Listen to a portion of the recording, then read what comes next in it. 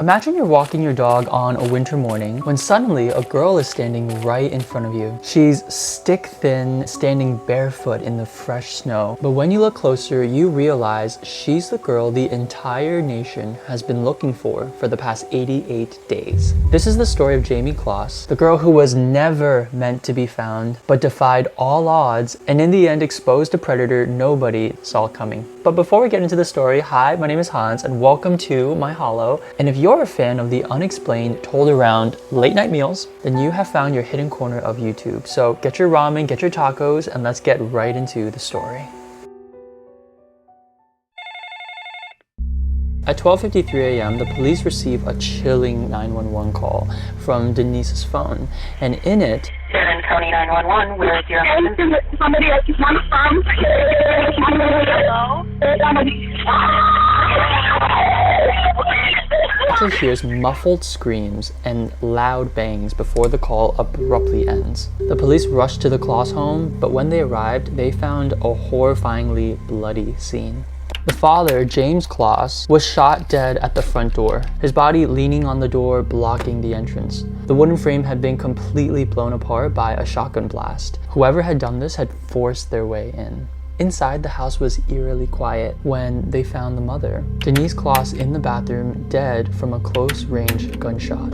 Even sadder, she looked like she was holding Jamie right before she was killed. This is when crime scene investigators noticed it. Jamie, just 13 years old, was not in the house. No traces of her blood were found anywhere, so they knew whoever broke in likely took Jamie away with them. And the problem was there were no fingerprints, no marks, not even footprints in the damp grass outside that could point them to a suspect. But what police also didn't know was that at that very same time, Jamie was just waking up in the car of Jake Patterson.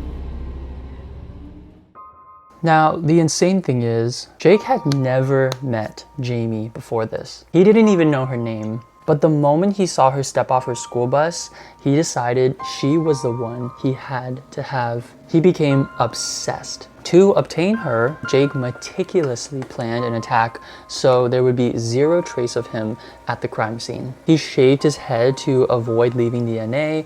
He stole license plates so his car couldn't be tracked. He even quit his job days before so that he could watch the Kloss house and memorize their routines, the times the lights turned on and off. He calculated the perfect moment, and that perfect moment arrived that night.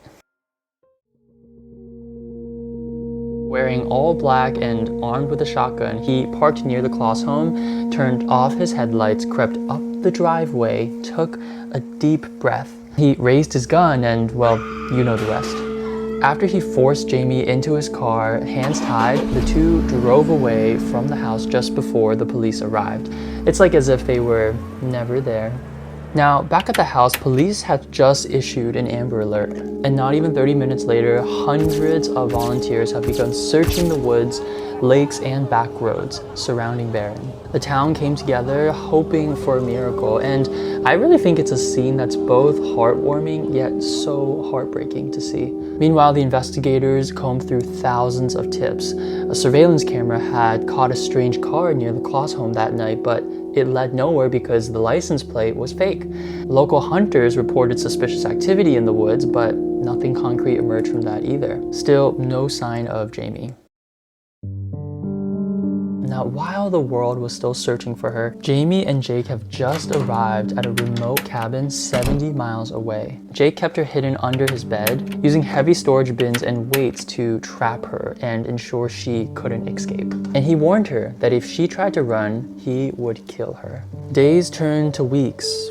Weeks turned to months. Jamie endured unimaginable horror, things that I'm not allowed to say on YouTube, otherwise I'll get flagged, but Jake forced her to obey strict rules. He also starved her, only giving her barely enough food to keep her alive. Showers were extremely rare as Jake feared she tried to run. He controlled every facet of her existence. Now, the craziest part is Patterson continued living his life as if nothing had changed. He went shopping, visited family, he even hosted a Christmas party. All the while, Jamie was feet away from the guests. She remained a prisoner in his home.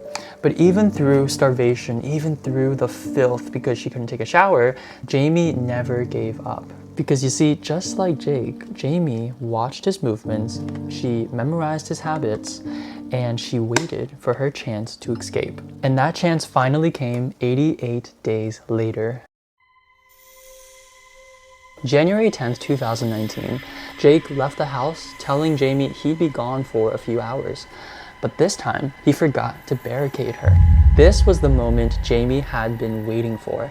After spending weeks memorizing Jake's routine, knowing, when he leaves, how long he was usually gone, she knew the moment was now. As soon as Jake left the driveway, she slipped through the front door because that was the only way out of the house, and ran as fast as she could through the woods. She didn't have time to get dressed. Jamie trekked a quarter of a mile without shoes or coat in a foot of snow.